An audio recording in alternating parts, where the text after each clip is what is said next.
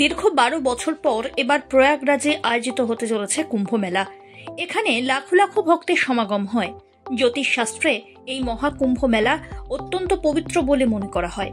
যে ব্যক্তি এই সময়ে গঙ্গা স্নান করেন তিনি সর্বদাই পুণ্যার্জন করেন এবং শুভ ফল লাভ করেন বলে মনে করা হয়।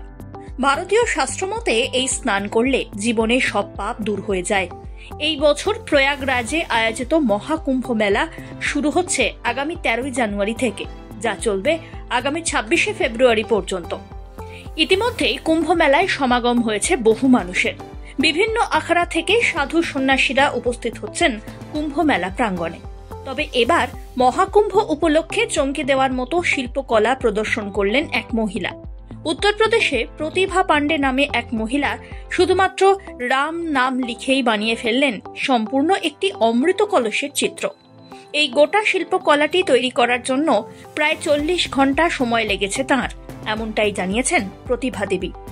ये मैंने कुंभ कलश बनाया है और ये महाकुंभ को समर्पित करने के लिए मैंने ये कुंभ कलश बनाया है और इसमें लाखों बार राम लिखा होगा। राम लिख करके मैं क्योंकि पेंटिंग्स बनाती हूँ तो इसमें लाखों बार मैंने राम लिखा होगा और बस महाकुंभ अच्छी तरह से संपन्न हो इसके शुभकामना करने के लिए कहिए या तो उसी को मतलब वो अच्छी सकुशल तरीके से संपन्न हो जाए, उसके लिए मैंने ये विशेष करी है। पेंटिंग को करती हूँ तो मुझे मेहनत तो खैर नहीं लगती है क्योंकि ये मेरा ध्यान है। ये मेरी जैसे एक खुराक होती है ना आपके मस्तिष्क की, आपकी मन की खुराक है, तो इसको करने में तो मुझे सहजता ही लगती है। मुझे कभी कोई तकलीफ नहीं होती है, मुझे बहुत अच्छा लगता है। मैं इसको करने बैठती हूँ तो मैं बहुत समय तक करती ही रहती हूँ, मुझे कोई ऐसा दिक्कत नहीं होती। तो तैयार करने में मुझे 1 हफ्ते का समय लगा है और लगभग मेरे ख्याल से 40-50 घंटे लगे होंगे इसको।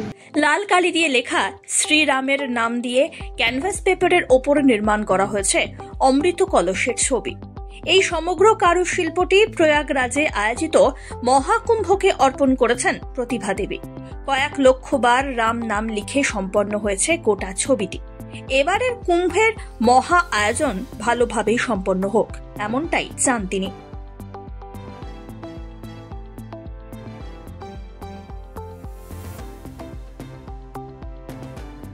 Bureau report, one India Bangla.